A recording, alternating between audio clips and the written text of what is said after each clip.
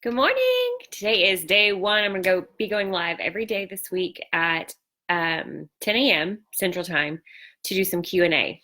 So I'm not expecting to have a ton of people on today since it's the first day. Hi, Shannon. Oh, maybe I'm going to be wrong. Hi, Mara. So maybe I am wrong. Maybe some people will jump on. So I wanted to start with some questions that I've been getting, like the most popular questions that I've been getting over the past couple weeks. Hi, Stacy. And then y'all feel free to go ahead and type in any questions that you might have right now. So I'm going to start with, hi, one of the most popular questions that I've been getting just recently is should you have a personal or a business account? And the answer to that is it's completely up to you. There is a online marketer, Jenna Kutcher, who I follow, who like swears by, hi Ron, swears by having a personal account, and she thinks that like it's gonna trick the algorithm because it's personal and your reach is not gonna be limited because it's personal, and Instagram's gonna think like, I don't know. The thought is when you have a business account, Instagram knows you're trying to sell something, and hi Sarah, and they're going to limit your reach. I personally think that if you think you can outsmart the algorithm by keeping your account personal, then you're kind of kidding yourself. So my personal opinion is you should have a business account. And that's actually the most popular opinion from majority of the Instagram marketers that I know. There is a new account called a creator account. And someone in this group actually asked me about it, and I've looked into it a lot. I've read a lot of different blogs about the creator account. So when you go to settings, you can choose it'll say switch to professional account. And then under professional account, there's two types. There's business and creator. Honestly, I haven't seen like the huge differences with the creator account. I do know it's not integrated with Instagram's API yet, meaning like it doesn't work with all these other apps and stuff. So I feel like I'm getting too obtuse here, so I'll try to focus back in. I think you should at least have a business account because if you only have a personal account, you don't get to see your number of profile views. You don't get to see your reach. You only get to measure your quote unquote success by story views, which you can see, and likes and comments.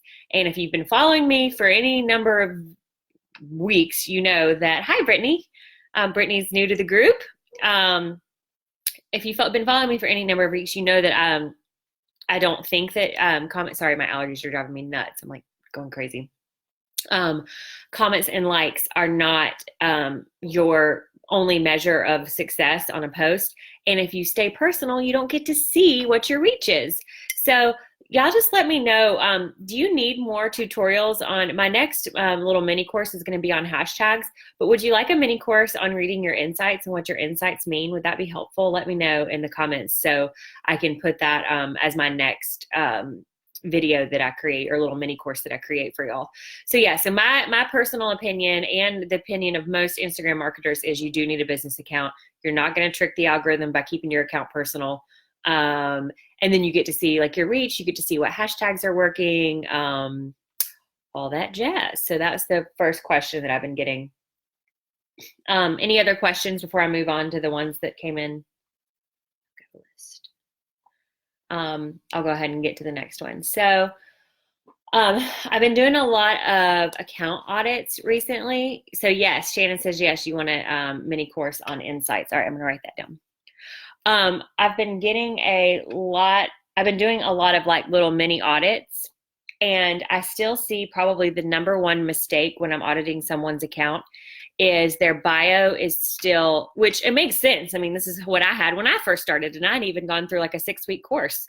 Your bio shouldn't really be your bio. It shouldn't be like Molly, toddler mom, Marine wife, whatever. It needs to be, I mean, you can sprinkle like a cool little fun fact in your bio, but it needs to be more of like your I serve statement. So like, I help, I teach, I serve, I empower, whatever it is you do.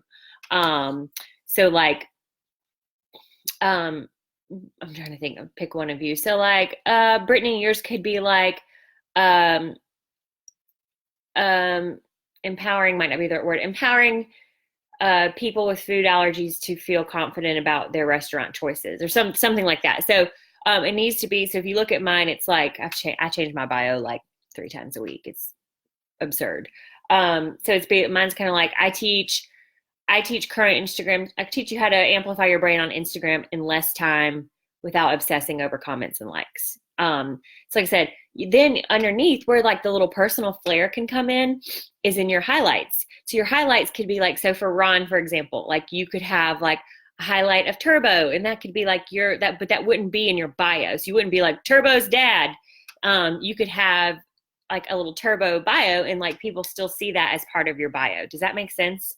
So think about your highlights as like an extension of your bio, and that's where kind of like your little personal sprinkles can come in. Look at that. Speaking of, look how cute. She was so little. So like I said, that's probably the number one, when I've been auditing accounts, that's the number one mistake I've been seeing is people not having that, like, some people call it elevator pitch, your brand statement, your tagline, your whatever, not having that in your bio. And the best litmus test when you're writing your statement, the best litmus test is to say, and Stacy will know that this is because Stacy was one of my private one-on-one clients. So Stacy's really cool. Stacy does like DIY natural, like makes all homemade, like herbal scrubs and body products and all that, and just has that's just one branch of what she does. She does a lot of natural living and all that. So No Fuss Natural is the name of her blog. So with Stacy, when I was working with her, I'm like, okay, pretend like every single Instagram user is a natural blogger. Every single one of them. There's no other types of Instagram users. There's just natural bloggers. Why would I come to Stacy's page and follow her? So when you're writing your bio, just think about it that way. Like every single, like Shannon, yours is interesting because yours, what is it, mommies and mimosas. Just pretend like every other Instagram user is mom memes and whatever. Like, and like, oh, okay, why am I going to follow you? So you have to make it unique. Does that make sense? Yeah, Turbo needs a business account. Turbo's Ron's dog, and he's uber popular. And he literally, like, when I come back in my next life, I want to be reincarnated as Turbo. He paddle boards and everything. The next most common issue I've seen when I've been, and y'all feel free to ask some questions if you have any specific questions you've seen come up or whatever happening. Hashtags. As I've already mentioned, I'm going to be having a hashtag mini course coming soon, but I will say when I've been auditing people's accounts, that's kind of the number one problem I've been seeing is either A, they're not using the full 30 hashtags every time. You can do them in the caption or in the first comment. I've started doing them in the first comment because then when you push that same post to your Facebook business page, as you know, hashtags don't work on Facebook. So then you're not cluttering your Facebook post with a bunch of hashtags. Use 30 every time. There's all these conspiracy theories that like 7's the right number or 11 or whatever. And hey, maybe it is. Maybe I'm wrong. I don't know. For me, 30 works because when I don't use all 30, like I was looking back at some insights for some client accountants and for Root and Revel ones, I'd gotten 3,200 extra views from hashtags. So, I mean, these are just people who would have otherwise not found your account. So, my account's obviously not that large. I'm like a cobbler's child and I don't really pay attention to my own account like I should. But the most recently I've gotten was like 500 extra views, just from hashtags. So like, why would you not want those 500 extra views? So also I'm still seeing, a lot of people using like the super, hi Kristen, the super, what's the word I'm looking for? Saturated hashtags. So like I said, try to keep those under 500,000. You can do some like Pensacola, for example, where I live, this hashtag has like 800,000 or 900,000 and I'll still use that one. But just for the majority, try to stay under 500,000 and that will get you greater views. If you don't know how to check which hashtags are working, unfortunately, there's no good way to see like what individual hashtags are working for you. There are some apps, I've literally used probably 6 different ones, and they're not accurate. It'll be like, I'll use Root and Revel, for example.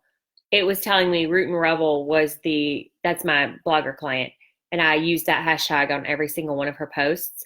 the software I was using to try to tell which hashtags were working was telling me that root and revel was the best hashtag to use because it had the highest reach. I'm like, well, duh, because I use it in every single post. So there is no accurate software I've found that actually shows you which actual hashtag is working. But when you go to your insights of your individual post, you can see like from hashtags how many, and you can only do this if you have a business account, how many views you got from hashtags. So like I said, I'm going to go, I'll do a mini course on hashtags next, and then viewing your insights. So stay tuned for that. Any other questions? I've got 2 more things to cover really quickly, or I can save some for tomorrow. The how often to post has come up a lot. And as you know, if you've been following along, I was at the Entrepreneur Experience with Amy Porterfield, excuse me, last week. And was it last week? I don't even know. It was amazing. And Jasmine Star was there. And if you don't know who Jasmine Star is, she's a big Instagrammer as well. And I've taken all of her social curator thing and follow her. And she was saying kind of like, post every day if you want to grow faster. I totally can see that point, but realistically, when you don't have a team of people behind you helping you with everything and you're trying to get your business off the ground, I don't think you should be posting. I think you should post on your stories every day just because it's easier and faster, but there's no need to be posting on your static feed every day unless you really take the time to make sure it's like high quality content every day. And if you're like me, I don't have time for that. Even having my amazing Mara and Cassie who help me, who are my VAs, who are incredible, and no, neither one of them are hired. They're not taking on new clients right now. I've had a bunch of people ask if they could hire. They're both slammed, unfortunately, but they're amazing. Even having those 2, I don't have time to put out high quality, top notch content on my feed every day. And there are people who do, and that's great. If you just want to test it, like I'm all about testing. Like I can sit here and say, hey, this is what works. But at the end of the day, there's nuance to every single person's account and type of business they're in, and when their audience is online and how old your account is, and you name it. There's so many different variables. So it's all about testing. So just test what's working for you. And like, if you post every single day for a couple weeks and you see that it really has like upped your profile views and your followers, then like do that. And then y'all know my trick about recycling content. If you don't, I'm huge on going back a few thumb scrolls on your feed. Literally, like, you know, you can only copy and paste from like the computer, or if you use like Planoly or Plan or something, copy and pasting the exact same caption and either doing a new photo or doing the same photo, and I guarantee you nobody will notice. Since Instagram only shows your posts to 3% of your audience to start with, the chances that everyone's seen your post or even will recognize that it's the same one is very low. With that being said, I know this is kind of like a shameless plug, but I don't mean for it to be. As you know, I post a lot of like content in the group, but I also do a lot of like good free tips and tricks on my Instagram feed. So if you want to make sure that my posts come up top for you, just go to my profile and either like or comment or interact with my last 3 posts, and that'll pretty much guarantee that you'll see my stuff at the top of your feed. So that's just a good little tip. If there's anybody who you like really like following and you don't want to miss any of their posts, just make sure you go interact with like their last 3 posts, and it'll pretty much tell the algorithm that you want to see their stuff. So I have one more thing I want to cover, and it's about alt text.